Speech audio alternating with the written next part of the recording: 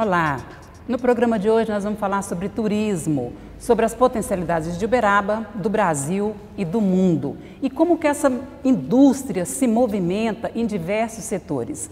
Meu entrevistado é o empresário Nelson Araújo, ele é de Uberaba, mas ele é um pioneiro nessa área na região. Seja muito bem-vindo, Nelson. Vacira, fico muito feliz, honrado em estar aqui conversando com você, conversando com os nossos telespectadores. E estou à disposição aí para nós falar da coisa mais bonita que existe, que é viajar.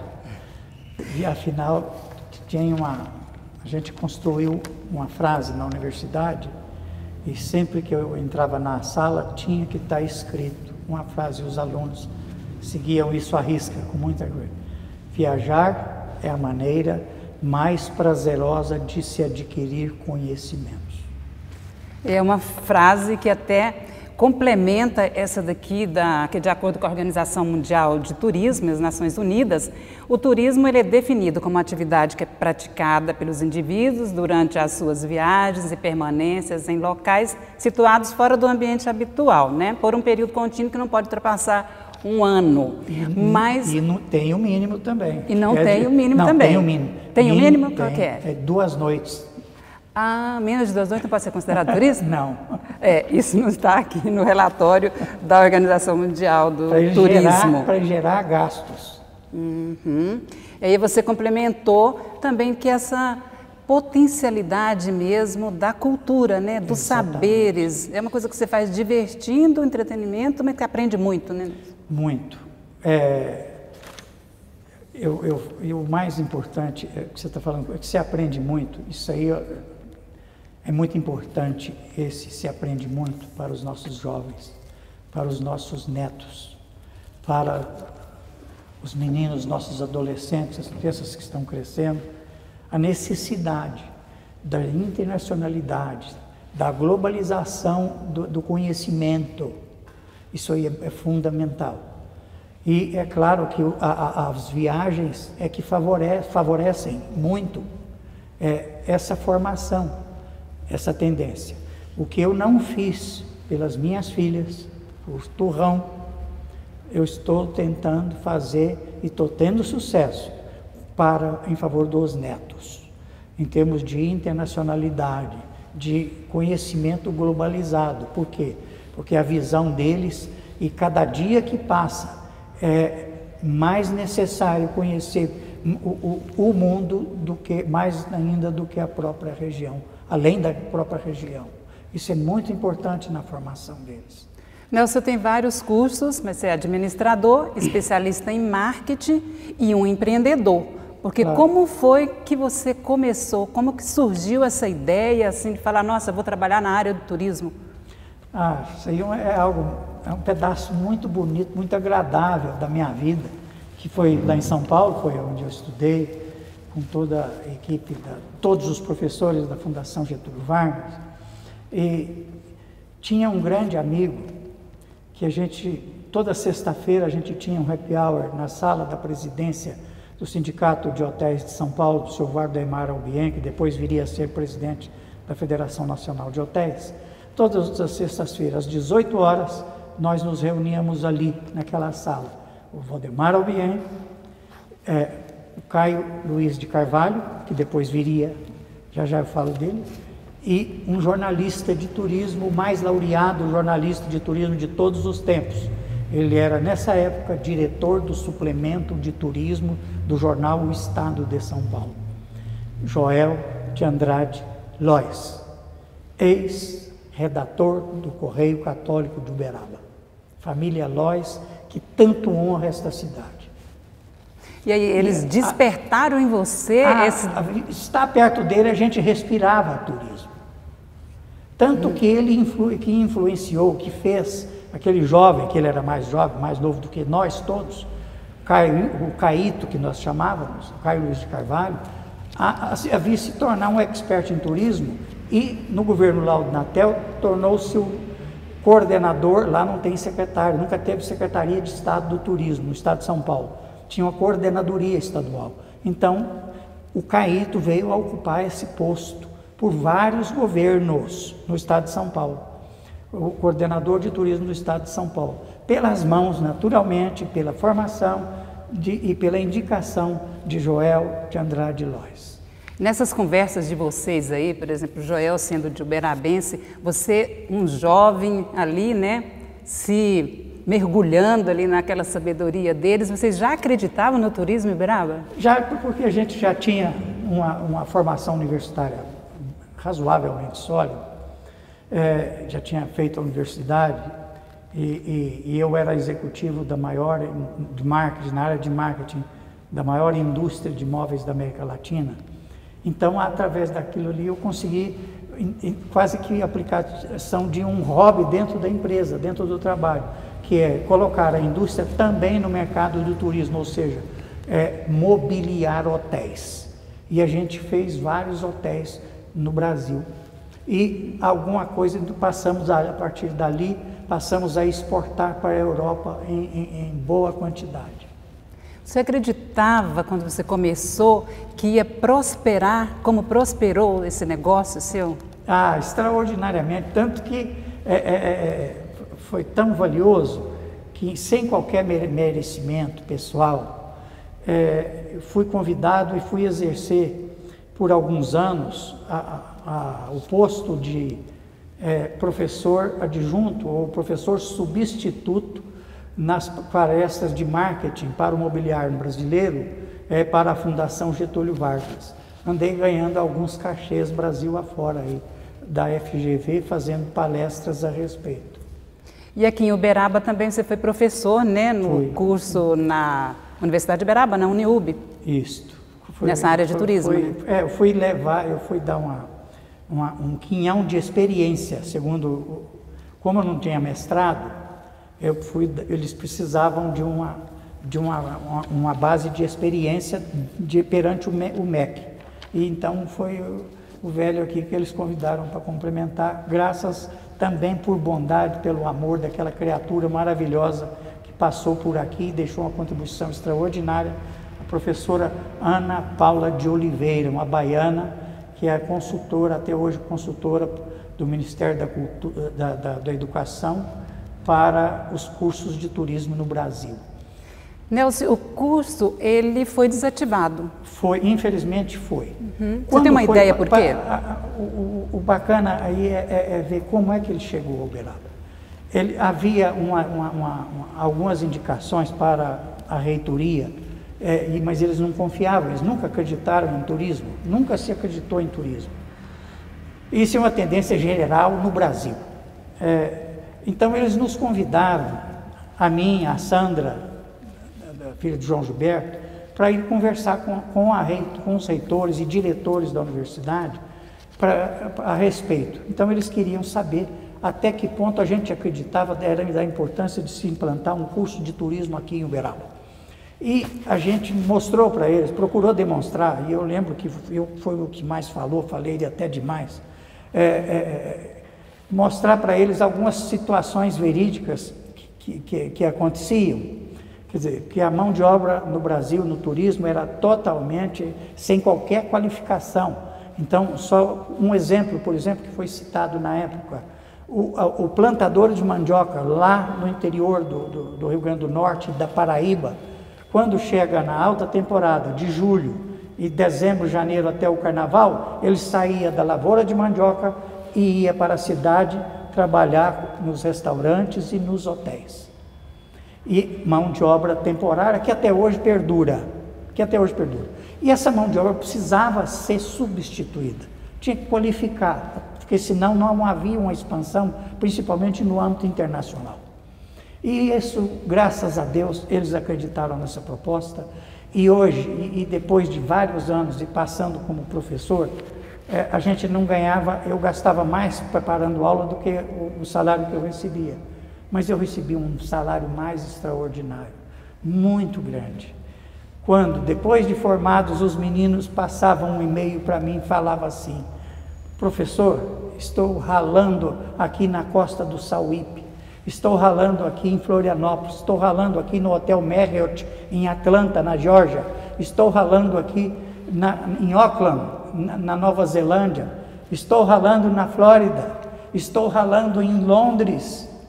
E hoje a gente tem alegria, tive a alegria de até visitar 3 ex-alunos em Londres. Coisa mais maravilhosa. E uma delas continua lá hoje, trabalhando no parlamento inglês, na área de assessoria de turismo. É muito bacana ver isso, né, Nelson? Muito, muito. Isso aí é o Beraba que fez, é o Marcelo Palmeira que fez, é o Niúbe que fez, os professores, a professora Ana Paula, os diretores que vieram de Santa Catarina para cá. Quer dizer, é um esforço conjunto. Foi Joel, um pedacinho de Joel Lois nisso tudo, com certeza. Você está falando dessa mão de obra aí, dessa mão de obra do plantador, que está ali mesmo fisicamente, né, plantador de mandioca, como essa mão de obra intelectual também, como você está citando aí no parlamento.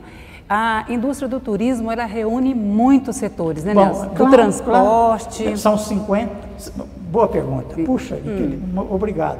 São 52 atividades que englobam, o turismo engloba 52 atividades econômicas no mundo inteiro.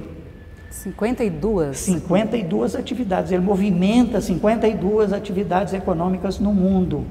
Imagina a quantidade de pessoas nessas atividades, né? Ah, é muito fácil, a gente tem até os dados, a gente tem os números.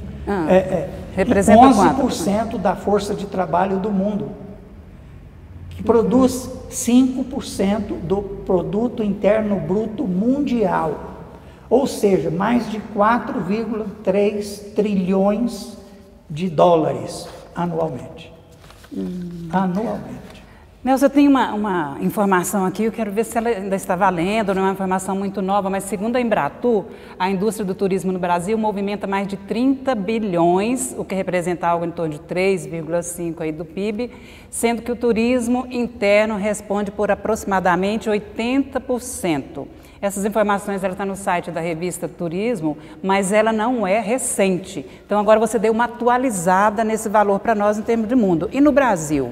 Bom, em termos de mundo, gostaria só para ver, em termos de turista, começar por turistas, vamos pegar em 1950, ainda não existia ar-condicionado, não existia navio de cruzeiro, 1950. No mundo inteiro, o mundo inteiro, ele movimentava no mundo inteiro apenas 25 milhões de turistas. No mundo inteiro. Em 50. Em 50. 20 anos depois, olha só o que faz o progresso.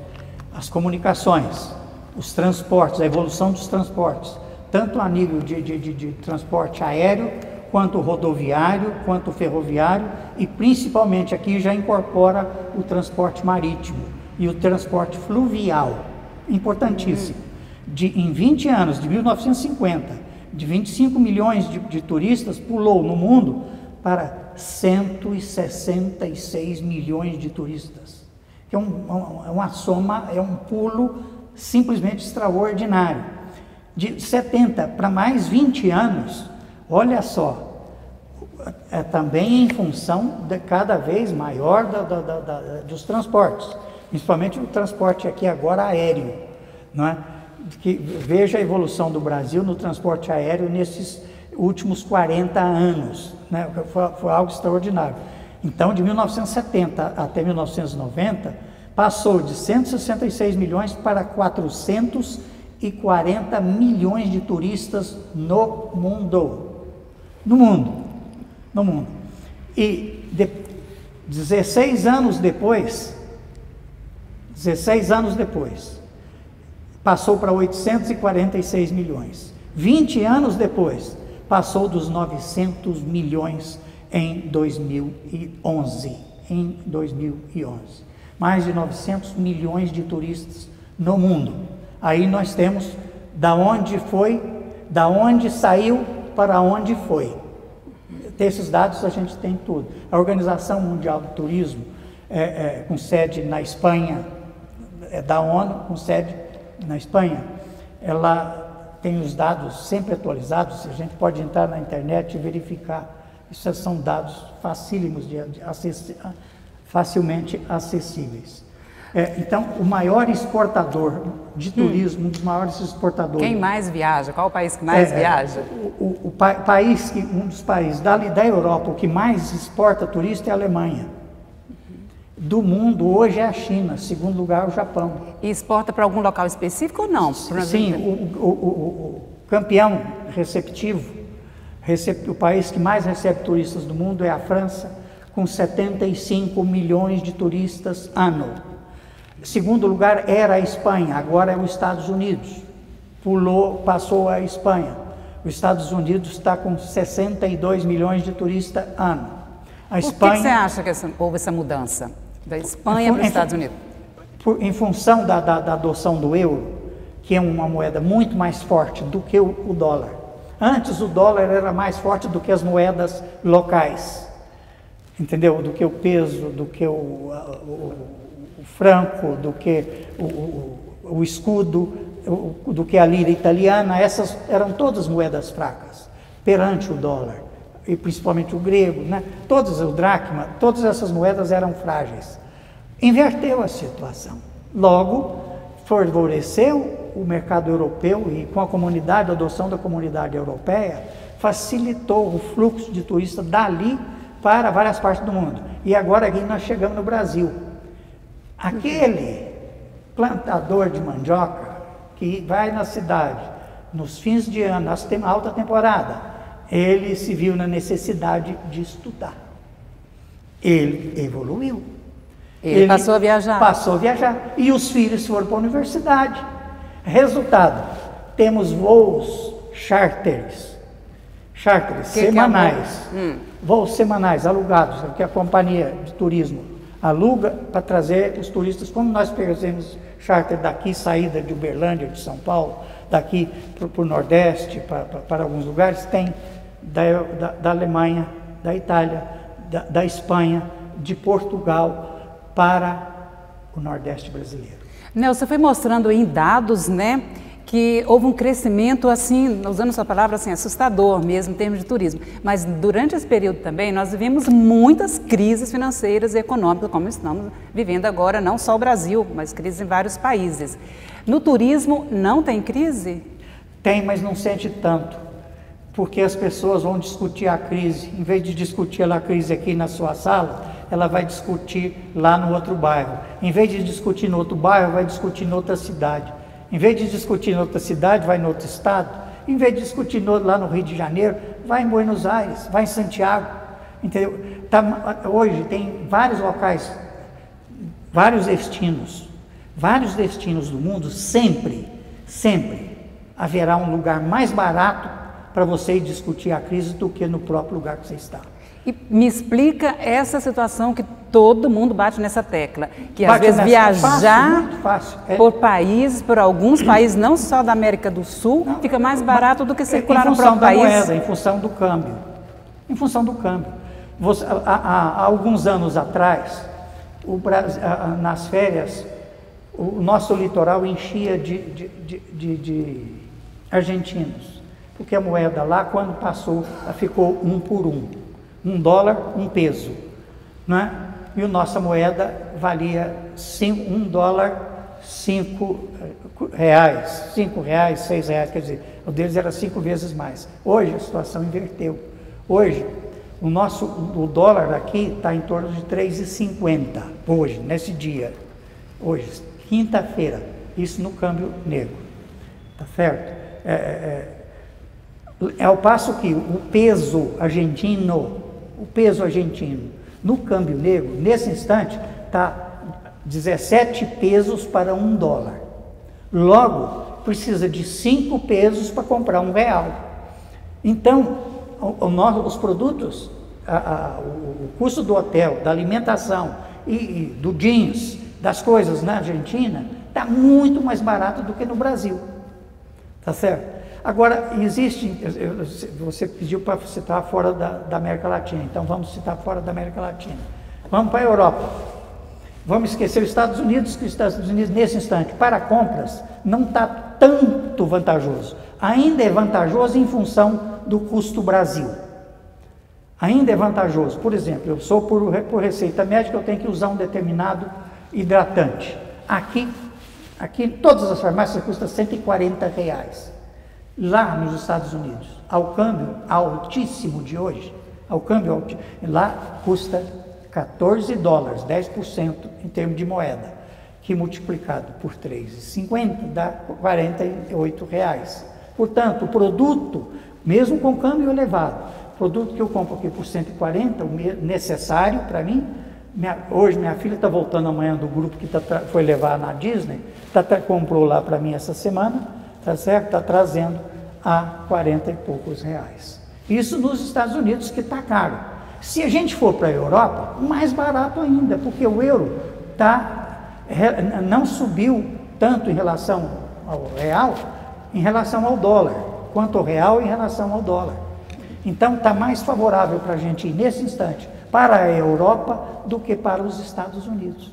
E o pessoal que faz a opção de lá para cá, do exterior para o Brasil, quais são os locais mais procurados no Brasil? Bom, primeiro, o portão principal de entrada no Brasil ainda é o Rio de Janeiro. O Rio de Janeiro é o principal portão. Segundo, São Paulo.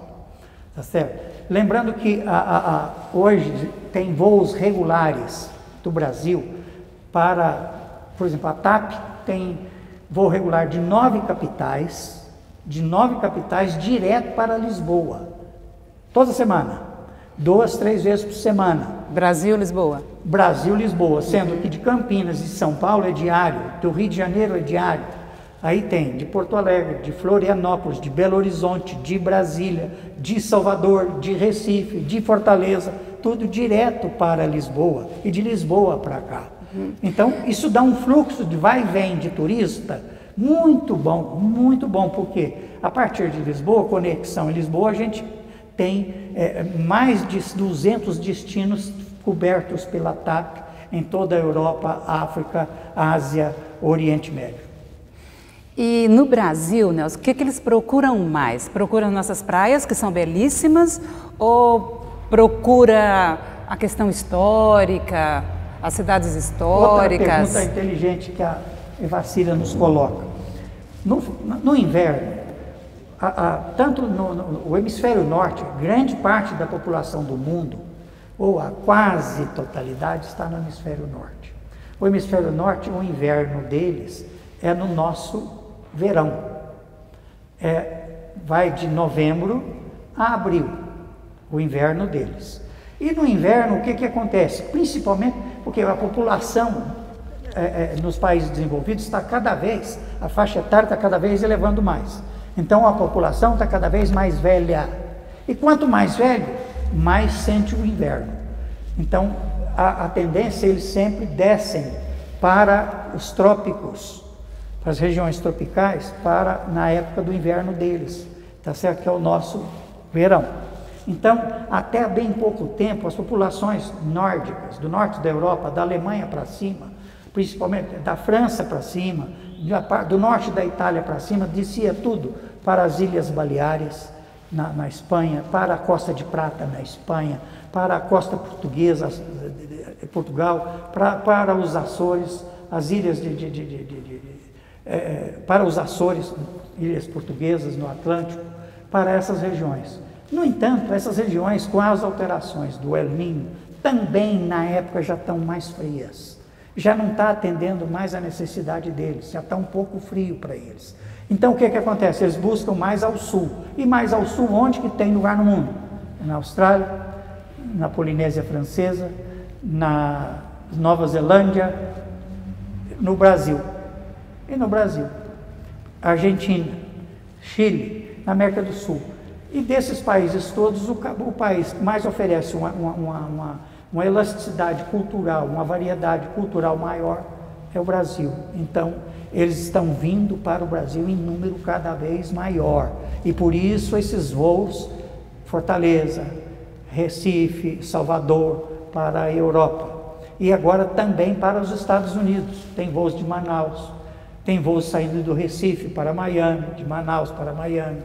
Então, está cada vez mais. Assim como os transportes alimentaram as nossas estatísticas no correr dos anos, desde 1950, continua até hoje alimentando e vai fortalecendo e aumentando cada vez mais o fluxo de passageiros e o fluxo de turistas. Há uma restrição aqui que a gente tem que cortar o cabelo um pouquinho, que você aí mais crítico tem razão em falar, não é bem assim, tá bem, não é bem assim, porque há muitas situações que os turistas não deixam de vir para cá para ficar nos seus próprios países, para fazer turismo local também, em função de crises que eles estão vivendo. Por exemplo, a gente não vê gregos que sempre via nas praias do Rio de Janeiro. Não tem. A gente não vê ninguém da Síria,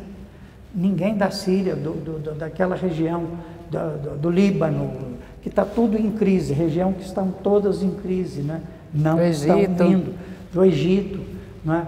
São regiões que estão em conflito, então eles não estão mandando turistas, tá certo? Mas algumas dessas regiões, o turismo receptivo também foi bastante afetado, como você acabou de citar, o Egito, tá certo? Própria Jerusalém, que tem uma demanda turística muito grande, e agora estão surgindo novos destinos turísticos na África, que é a Tunísia, que é Marrocos. Esses aí estão fluindo, estão crescendo.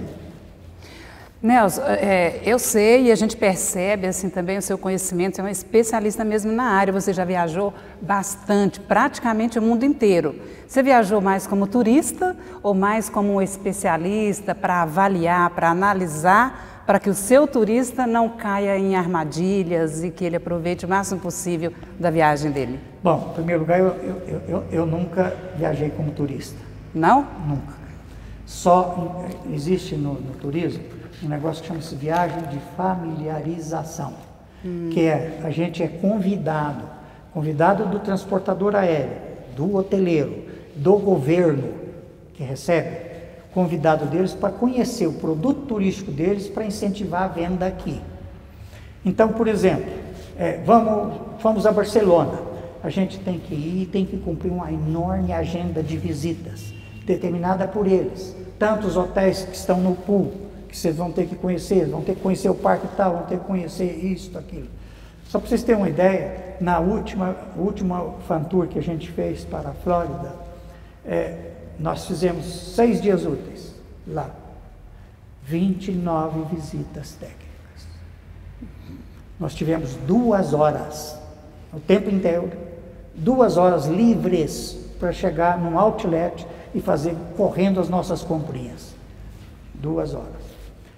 Então, e também participamos muito de congressos internacionais de turismo. Isso nós fazemos questão de participar. Inclusive a Uberatur já foi laureada num dos congressos realizados na República Tcheca, como o agente de viagens mais antigo a participar dos eventos internacionais.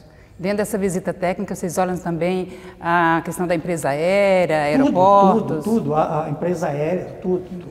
E quando a gente voa, quando pega um voo daqui para Paris, daqui para Miami, daqui para Nova York, daqui para Santiago, a gente viaja num voo, normalmente um Boeing 777 ou um Airbus A330, 320, assim. Esse avião tem um determinado nível de conforto. No entanto, se você pega um avião regional na Europa, pode ser da TAP, o avião é muito mais luxuoso, muito mais bonito, muito mais confortável. Ô Nelson, você tem um critério de avaliação? Porque você é bastante organizado. Depois dessas visitas, você faz anotações, você avalia, encaminha, isso é discutido? Não apenas a gente anota, traz cartão, depois cobra, dá informações, eles cobram informações da gente. Então, só respondendo a sua pergunta mais objetivamente, com um exemplo, nós estávamos na penúltima viagem à Flórida, nós estávamos visitando uma cidade da grande Miami, ao norte, para cima de Bal Harbour, e a diretora de turismo do município, uma moça afrodescendente, mas de uma competência e de uma simpatia fantástica. E com ela a gente conseguiu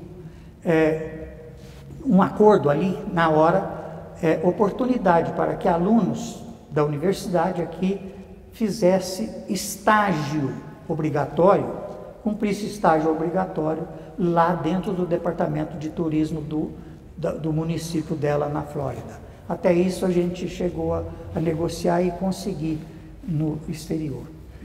De maneira que, só concluindo, nós na equipe Uberatu, não é só eu, são várias pessoas, a minha filha, por exemplo, anualmente nós temos grupo de jovens e adolescentes que a gente leva para 2 semanas em Orlando, na Flórida, e eles estão retornando amanhã. Amanhã já...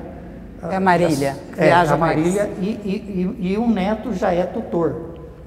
Já fez 18 anos, já é guia. Então, eles estão retornando essa semana. Né? Então, a gente tem grupos que a gente leva para várias partes do mundo. Então, a gente já levou para a Argentina, para o Uruguai, para o Canadá, para a Europa. Né? Então, a gente sempre executa esse trabalho. Nelson, o que significa turismo moderno? Turismo moderno então, vamos falar do turismo antigo. Lembra daquela aula de história antiga que a gente tinha no colégio? Que falava da Constantinopla, que falava dos fenícios, que falava daquelas coisas bonitas da antiguidade. Então, o turismo da antiguidade, ele morreu em 1841, com 3 ações, né? Nos anos 1840, com 3 grandes ações. Primeiro, Thomas Cook, esse é um inglês de Manchester. Em 1840, na Europa só se viajava de trem, não existia outro meio de transporte, a não ser cavalo, carruagem, trem ou carruagem. E havia a cidade de Leicester, escreve-se Leicester, mas inclusive no futebol vocês veem Leicester, eles falaram em Leicester. Há um congresso anual de batistas protestantes e precisava de levar esse pessoal da região até Leicester. Só que a passagem de trem era muito cara, o poder aquisitivo era baixo, não adiantava. Então, o senhor Thomas Cook procurou os donos da ferrovia e perguntou se eles podiam alugar um trem para ele levar os protestantes a participar do congresso, porque eles também, os donos eram protestantes, do congresso em Leicester. E fazer um preço barato que ele pudesse ratear com todos os participantes. E ele conseguiu fazer. Então, essa foi a primeira viagem do mundo organizada, mas isso sem objetivo lucro, apenas participação, objetivo religioso. Ele fez um ano, fez o segundo ano e viu que dava certo. Aí ele passou a empresariar aquele trabalho. Ele resolveu levar a gente para passear em Paris. Tentou com a companhia de trem que levava e atravessava de barco o canal e pegava o trem do outro lado e seguia a Paris. Os preços, como eles sabiam que ele estava ganhando em cima, eles cobraram, não fizeram desconto algum. Então era inviável. Ele fez esse mesmo trajeto, ele manteve o destino, fazendo no outro percurso. Dali ele conseguiu acordos bons via Holanda e Bélgica. E havia Holanda e Bélgica, ele chegou em Paris a um preço muito mais barato. Paralelamente, na mesma época, de Portugal, havia um fluxo migratório bastante acentuado para fugir das dificuldades de lá para o Novo Mundo, para o Brasil especialmente, para a Argentina e para o Brasil, de navio. Eram navios cargueiros, mas que levavam uma parte de pessoas, em condições bem rústicas. Então, o senhor Abreu, lá do Porto, passou a providenciar documentação migratória. Da documentação, ele fez um acordo com os donos do navio para facilitar o trabalho deles, para ele já entregava também o bilhete de navegação, Ali ele passou a ganhar dinheiro, foi a primeira empresa de navegação do mundo, foi a Agência Abreu. Ali ele passou a ser um agente de viagem. Da mesma forma que na Inglaterra, o senhor Thomas Cook. Aí, poucos anos depois, nos Estados Unidos, o governo fez uma licitação para os Correios, porque como o transporte nos Estados Unidos, no leste, na costa leste, era muito difícil, era praticamente só a cavalo, então fez uma concorrência para que fizesse por cabotagem, por barcos, o serviço de correios ao longo da costa leste inteira dos Estados Unidos. Ganhou a concorrência uma empresa de transporte chamada Express American, ou American Express, ou hoje Amex, cartão de crédito. São as três primeiras, os três primeiros grandes exemplos. Então, de 1841, aí é que surgiu o turismo moderno. Em 56 ganhou uma explosão extraordinária com ar-condicionado nos transatlânticos, e surgiu os transatlânticos de luxo.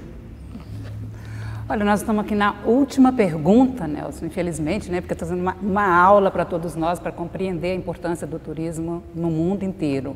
Mas eu quero saber de você, em Uberaba, é preciso fomentar mais o turismo? Isso é palavra geral de todo mundo, né? Que a gente sente. O que é preciso para melhorar o turismo em Uberaba? Porque aqui nós temos também a história do Chico Xavier, nós temos a questão de Peirópolis, enfim, várias áreas de Uberaba que podem ser melhor exploradas. O que falta? Acontece que o problema cultural brasileiro, não é só no Uberaba, é brasileiro, como dizia o Joel Lois, aquela caveira que estava fincada no negócio, continua até hoje, é que turismo não dá voto. Então, de maneira que não há vontade política. Não há vontade política. Só para você ter uma ideia, Punta del Este, aqui no Uruguai, cidadezinha de 30 mil habitantes, fora da temporada, ela funciona 6 meses por ano. Aí recebe um fluxo de turista de 150, acima de 150 mil pessoas, permanentemente. Ela recebe anual, nesses 6 meses, mais turistas do que o Brasil inteiro recebe. Isso é uma vergonha, como diria eu. Uberaba não foge à regra. Acontece que Uberaba tem potencial, não só Uberaba, a região, e nós somos interdependentes. Tem que ser regiões em pacotes, turismo integrado. Uberaba só é muito pouco para fazer o turismo. Turismo, vamos chamar de um turismo de uma semana, um pacote de uma semana. Não dá para o turista sair lá de qualquer lugar do Brasil e vir para ficar uma semana em Uberaba fazer o quê? Mas ele dá para fazer um turismo integrado e fazer bonito. Por exemplo, se ele sai de ônibus, vem um ônibus que vem uma semana aqui para a nossa região, ele sai de São Paulo, entra pela região de Franca, passa por Brodowski, visita o museu daquele Portinari, Cândido Portinari, que é fantástico. Imagina um pintor que tem o quadro, painel dele na ONU, de 2 painéis de 14 de altura por 10 de largura. Imagina, esse pintor é aqui de Brodowski. E é um fantástico, maravilhoso. E para Tatá Espertinho, que tem obras dele também, né? Então, dali tem Rifaina, que pode fazer Pará, que é Jaguara, tem Sacramento, com a Gruta dos Palhares, e com Eurípides Barçanufo, o turismo religioso. E dali ele vai a Araxá, ele cumpre uma noite em Sacramento, cumpre 2 em Araxá. Serra da Canastra. Aí já é outro roteiro. Serra da Canastra é outro roteiro. De Araxá ele vem para Uberaba, entendeu? Aí já faz o stop em Peirópolis, almoça, passa umas 3, 4 horas em Peirópolis para conhecer bem ali Peirópolis. Vem para Uberaba, daqui tem uma série de atividades, tá certo? Para ele cumprir. E daqui ele retorna a São Paulo. Isso em termos rodoviários.